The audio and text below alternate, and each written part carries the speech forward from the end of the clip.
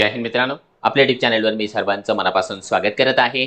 आजच्या या व्हिडिओच्या माध्यमातून आपण पवित्र पोर्टल शिक्षक भरतीच्या मुलाखतीच्या राऊंडमध्ये एका जागेसाठी 3 उमेदवारांचं सिलेक्शन होणार आहे हे तर आपल्याला माहित आहे, परंतु काही उमेदवारांच्या माध्यमातून वारंवार विचारणा केली जाते आहे एका उमेदवाराला मेरिट प्रमाणे किती ठिकाणी मुलाखतीला जाता येणार आहे आणि त्याच्या पाठीमागचं कारण नेमकं काय, त्याविषयी जी आहे ऑथेंटिक माहिती आपण या व्हिडिओच्या माध्यमातून जाणून घेण्याचा प्रयत्न करणार आहोत। परंतु मित्रांनो, संपूर्ण माहिती जी आहे डिटेल्स मध्ये पाहण्याच्या पूर्वी आपल्याला जर पवित्र पोर्टल शिक्षक भरतीच्या संदर्भामध्ये एक कंप्लीट माहिती सांगणारा एक कोर्स हवा असेल तर तुमच्यासाठी अवेलेबल आहे गायडन्स बॅच। या बॅच मध्ये तुम्हाला पवित्र पोर्टल शिक्षक भरतीच्या संदर्भामध्ये संपूर्ण A to Z माहिती देणारे व्हिडिओची सिरीज मिळणार आहे।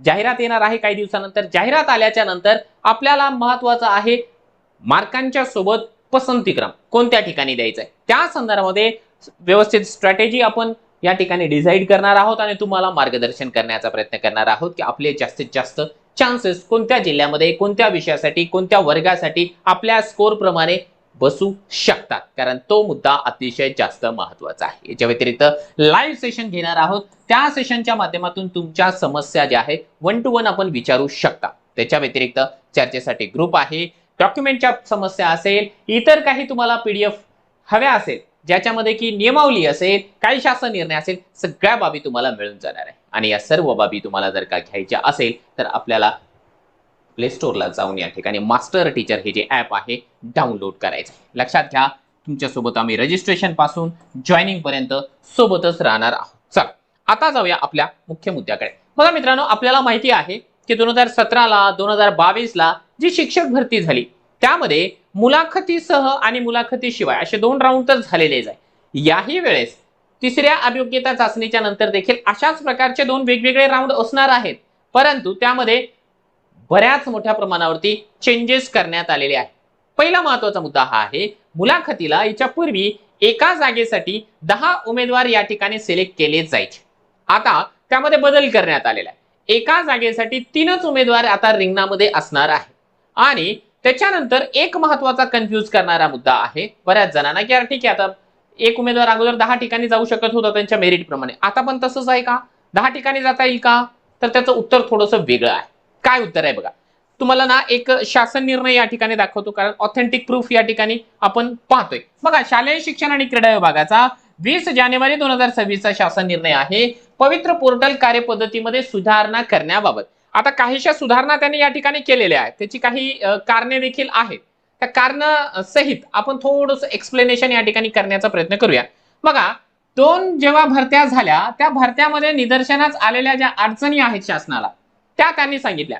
आता या अडचणी नेमक्या काय आहेत बघा, मुलाखतीसह या निवडीच्या प्रकारामध्ये संबंधित संस्थेकडे उमेदवारांची शिफारस केल्यानंतर उमेदवार कागदपत्र पडताळणीसाठी व पर्यायाने पुढील निवड प्रक्रियेसाठी जात नाही, परिणामी त्या संस्थेची पदे रिक्त राहत आहेत।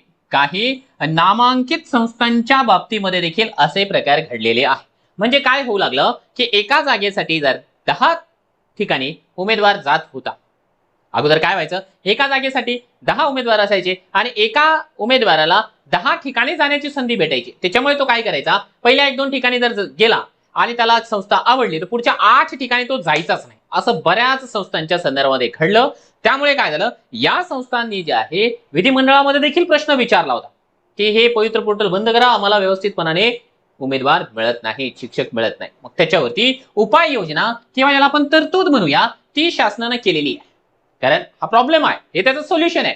सोल्युशन मध्ये त्याने सांगितलं की मुलाखतीसह निवड प्रक्रियेमध्ये व्यवस्थापनांना एकाच 3 या प्रमाणामध्ये उमेदवार उपलब्ध करून देण्यात येणार आहे। त्यानुसार उमेदवारांची देखील त्यांनी लॉक केलेल्या प्राधान्यक्रमांपैकी गुणवत्तेनुसार जास्तीत जास्त 3 प्राधान्यक्रमावर शिफारस होणार आहे।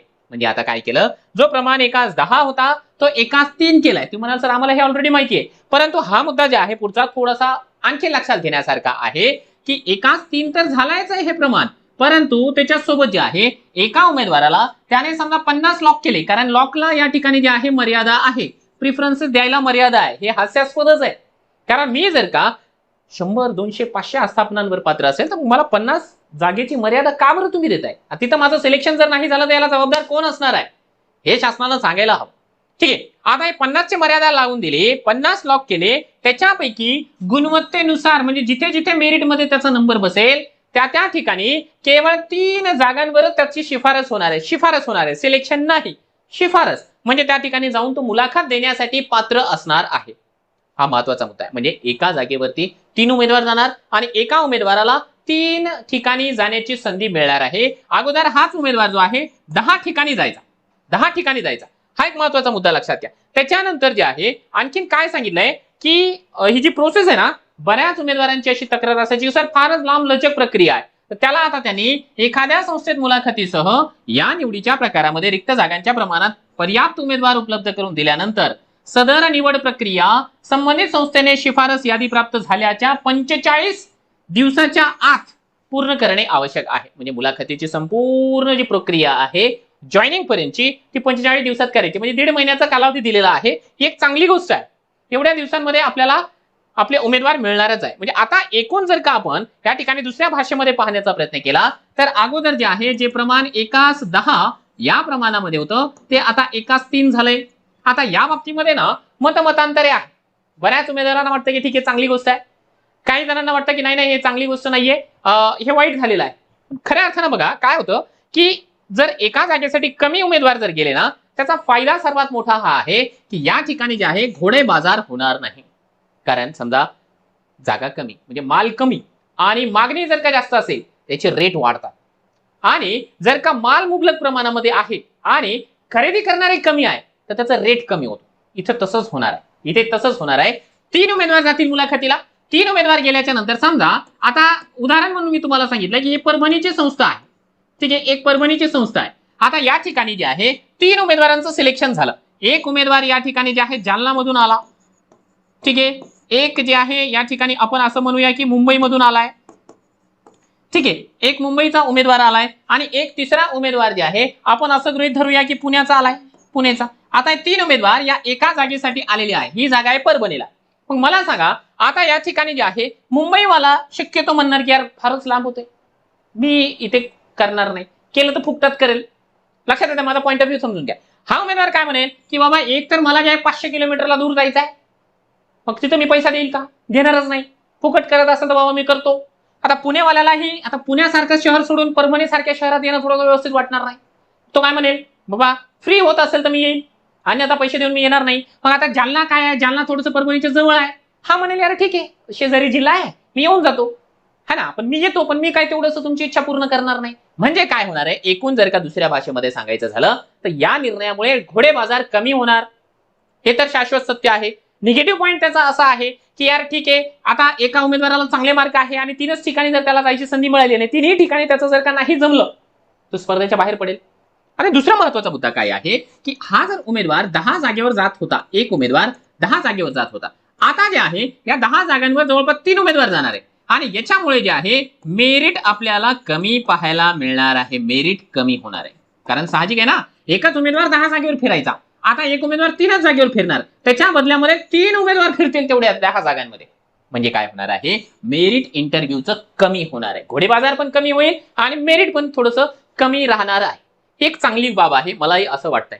बाकी तुमच्या जर का काही प्रतिक्रिया वेगळ्या असतील तर नक्की आपण जे आहे आपल्या व्हिडिओच्या खाली जे काही कमेंट बॉक्स आहे कमेंट बॉक्समध्ये आपण उत्तरं देऊ शकता किंवा आपली जी काही प्रतिक्रिया आहे ती व्यक्त करू शकता. आणि तुम्हाला हवं असेल मार्गदर्शन, अशा प्रकारचं मार्गदर्शन की शिक्षक भरतीमध्ये काहीही समस्या असू द्या, डॉक्युमेंटची समस्या, एज्युकेशनल क्वालिफिकेशन आहे त्याची समस्या किंवा इतर काही समस्या असेल, मीडियमच्या संदर्भामध्ये समस्या असेल, सगळ्या समस्येचं समाधान याचं एकच नाव आहे शिक्षक भरती गायडन्स बॅच. या बॅचला आपल्याला जॉईन करायचं असेल आपण मास्टर टीचर हे जे ॲप आहे डाउनलोड करून घ्या.